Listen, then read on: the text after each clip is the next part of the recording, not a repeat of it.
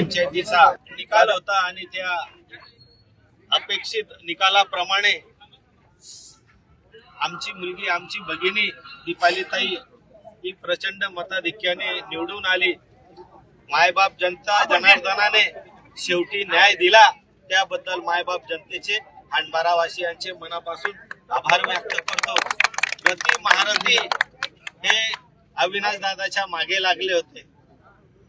आजी आमदार, माजी आमदार, खासदार, माजी खासदार हे सगळे जी म्हणतात ना चांडाळ चौकडी एकत्र झाली होती आणि त्यांनी अविनाश दादाला पराभूत करण्यासाठी कंबर कसली होती। पण शेवटी सत्याचा विजय होतो।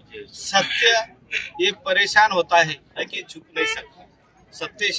सत्य ये परेशान हो सकता है, झुक नहीं सकता और सत्य की जीत होती है। आणि त्याच पद्धतीने अविनाश दादाचा हा विजय झाला।